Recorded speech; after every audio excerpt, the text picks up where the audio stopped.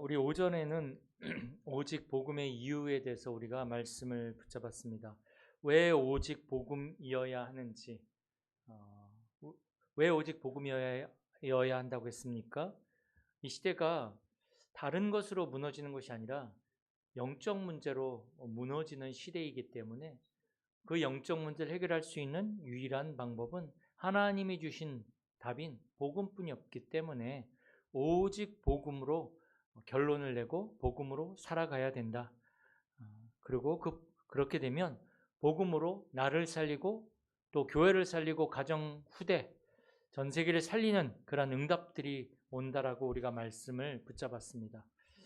사람들이 실패하고 어려움을 당하는 것은 돈이 없어서가 아니고 또 먹을 것이 없어서가 아닙니다.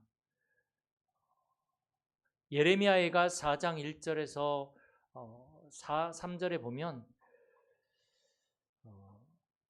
아이가 지금 먹을 것이 없어서 지금 울부짖고 있는데 떡을 떼어줄 사람이 없고 엄마 젖을 먹어야 될 아기가 엄마 젖을 먹여줄 사람이 없다라 그랬거든요.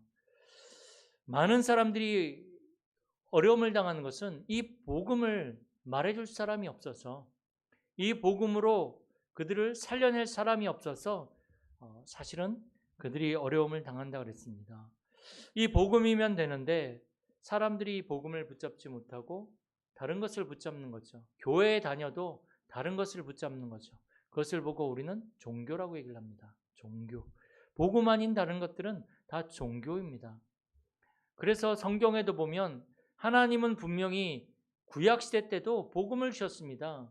그래서 그 복음을 붙잡을 수 있도록 희생제사, 피해제사를 통해서 바로 복음을 붙잡게 하신 거죠. 오실 그리스도, 십자가에서 죽으시고 부활하실 그 그리스도를 바라보고 믿게 하신 거죠. 그래서 그들은 복음을 붙잡고 자기의 죄 문제를 해결받고 그리고 하나님의 말씀을 듣고 하나님과 함께하는 축복을 누렸습니다. 그런데 시간이 가면 갈수록 자꾸 복음을 놓쳐버리는 거예요. 한마디로 말해서 복음이 종교화되어지는 거죠. 복음도 괜찮고 이것도 괜찮고. 출애굽한 이스라엘 백성들이 광야에 나왔을 때 모세가 시내산에 올라가서 40일 동안 하나님의 말씀을 받는데 이스라엘 백성들이 모세가 40일 동안 내려오지 않으니까 뭐라고 얘기를 합니까? 모세의 형인 아론에게 우리를 위해서 신을 만들라. 그래서 그들이 금송아지를 만들어 놓고 그 금송아지 주변을 막 춤추며 기뻐하며 돌면서 뭐라고 얘기를 하냐면 이는 우리를 애굽에서 인도해낸 여호와로라. 사람들은 이상하게요, 복음 아닌 자꾸 다른 것을 붙잡으려고 하는 그러한 속성을 가지고 있습니다. 그래서 실패하는 거거든요. 창세기 6장 2절에도 보면 하나님은 분명히 복음을 주셨고 그 복음을 계속 누리고 전달하길 원하셨는데 이 복음을 누리고 전달해야 될 하나님의 아들들이, 언약의 백성들이 창세기 6장 2절에 사람의 딸들의 아름다움을 보고 그들이 좋아하는 모든 자로 다 아내로 삼은지라. 자기들이 좋아하는, 눈에 보고 좋아하는 모든 자를 다 아내로 삼는 거예요. 하나님의 언약, 이걸 가지고 이제 세상 것을 받아들이기 시작하는 거죠. 섞이는 겁니다. 세상과 언약과 섞이는 거죠. 세상을 따라가는 거죠. 하나님의 사람들이 세상 것을 교회에 또 복음이라고 생각하면서 그것을 합리화시키고 붙잡는 것입니다. 복음의 종교화. 그러니까 사람들이 지금 굉장히, 예전에는 제가 어렸을 적만 해도 토요일 날에도 4교시까지 했어요. 토요일 날에도 4교시까지 하고 하다가 주 5일제로 점점 바뀌었죠. 그러다 보니까 어떻게 됐냐면 사람들이 이제 금요일 날 놀러 간단 말이죠. 그리고 토요일, 일요일 날 교회를 안 가는 거예요. 그러면서 뭐라고 얘기를 하냐면 아유 뭐 그 한 번씩 빠져도 되지. 우리가 언제 놀러 갈 수 있다고. 아니면 잠깐 거기 가서 우리끼리 잠깐 기도하면 되지. 이런 식으로 자꾸 바꿔가는 거예요. 복음의 종교화하는 겁니다. 복음이 종교화된 사람은 예배를 그렇게 중요하게 생각되지 않습니다. 예배가 그렇게 모든 것이라고 생각하지 않습니다. 예배 뭐 그냥 조금 내가 하는 데 있어서 마치 부적처럼 그냥 예배 드리면 하나님이 내 하는 일에 좀 잘 되게 하고 예배 안 드리면 혹시 안 될까 봐. 이게요, 다른 종교에도 그래서 사람들이 가가지고 절하고 비는 거거든요. 교회 다녀도요, 절에 다니는 거하고 똑같이 생각하는 사람들 많아요. 복음이 종교화된 거죠. 그게 잘 되는 것 같죠? 결국엔 안 됩니다. 종교는 영적 문제를 결코 막을 수 없고 사단의 공격을 절대로 막을 수 없습니다. 사단이 그 사람에게 봐줄게 이렇게 하지 않습니다. 복음 없으면 그 사람은 사단의 밥입니다. 가지고 있는 모든 것도 사단이 빼앗아가면 그거 지킬 수 없습니다. 출애굽기 1장 8절에도 보니까 요셉이라는 사람 때에 그 70명이 애굽에 들어갔단 말이에요. 흉년이 들어서 애굽에 들어갔는데 이 430년 만에 이 장정만 60만이 될 정도로 이 히브리 민족이라고 하거든요. 굉장히 번성했어요.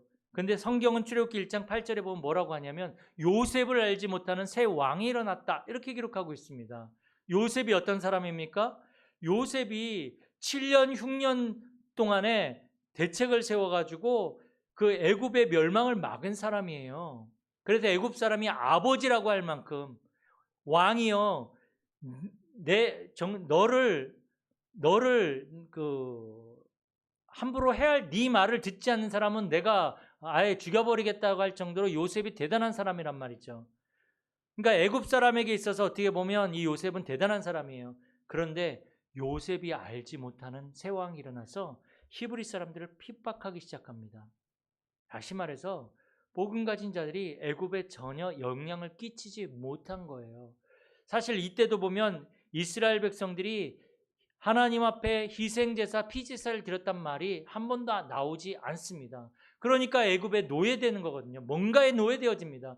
우리가 복음을 놓쳐버리면 뭔가에 노예되어져 버립니다. 안 되어지는 상태로 들어갑니다. 그게 노예된 상태입니다. 노예된 상태. 내가 몸부림치고 발버둥 치거든요. 뭔가에 노예된 상태예요. 마태복음 16장 13절 14절에도 보면 예수님이 질문을 합니다. 제자들에게. 예수님이 제자들을 데리고 다니시면서 많은 말씀을 주시고 많은 기적과 이적을 보여주시고 나서 제자들에게 물어봅니다. 사람들이 나를 누구라 하느냐? 근데 사람들이 예수님을 어떻게 합니까? 세례 요한, 엘리야, 예레미야, 선지자 중에 하나. 신앙생활을 해도 꼭 이렇게 해요. 내가 원하는 대로 하는 거예요. 신앙생활을. 아이고 괜찮아. 아이고 뭐 헌금 많이 하면 되지 뭐. 그거 신앙생활 아니죠. 그거는 종교생활입니다. 잘못된 신앙 고백이죠. 예수님이 그대로 그리스도라고 하는 사람은요, 진짜 그리스도라고 고백하는 사람은 예배의 생명겁니다. 여러분 예수님을 어떤 분으로 인식하세요? 예수님은 그리스도입니다. 그리고 이 반석 위에 대해 교회를 세워주신다고 그랬거든요. 교회를 위해서 생명 걸 수밖에 없어요. 복음이 종교화되어진 사람, 다시 말해서요, 예수님이 그리스도다가 이게 복음인데,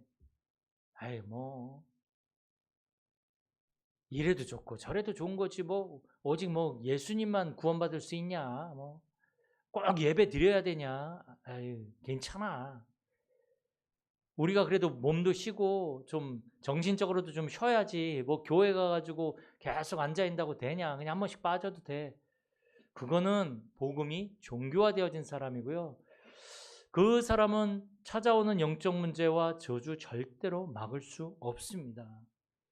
오늘 본문에도 보면 예수님이 제자들을 데리고 변화산에 올라가셨는데 거기 엘리야와 모세가 나타났단 말이죠. 근데 베드로가 비몽사몽간에 이렇게 보니까 엘리야와 모세, 이게 히브리 사람들, 이스라엘 사람들에게는 어마어마한 상징적인 인물들이거든요. 너무 놀래가지고 뭐라고 얘기를 하냐면 예수님 내가 여기다가 초막셋을 짓겠습니다. 하나는 예수님을 위해서, 하나는 엘리야를 위해서, 하나는 모세를 위해서 초막셋을 짓겠습니다. 이 말은 무슨 말이냐면요. 예수님과 엘리야와 모세와 동급으로 지금 생각하는 말이거든요. 어떻게 예수님이 엘리야와 모세와 동급입니까? 예수님은 하나님이신데, 예수님은 그리스도이신데 자꾸 예수님을 이 약화시켜 버리는 거예요. 자꾸만.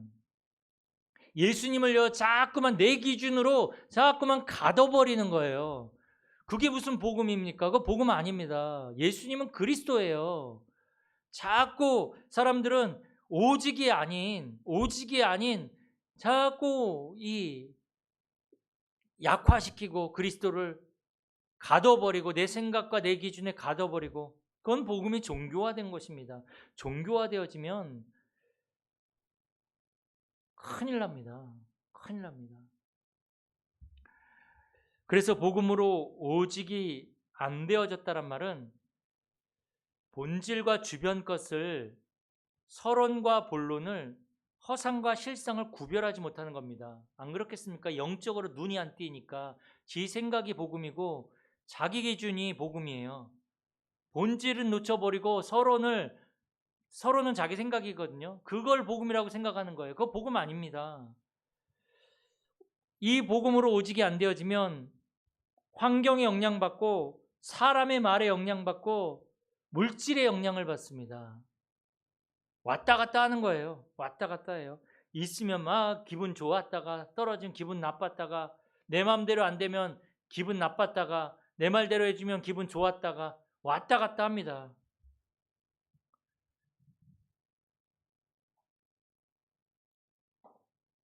그래서 이 복음이 아닌 사람들 대부분 보면 거의 율법적인 사람들이 굉장히 많습니다. 저도 복음이 완전히 안 되기 때문에 율법적인 데가 되게 많죠. 신비적인 거, 기복, 복 받기 위해서 교회 다니는 사람들이 있거든요.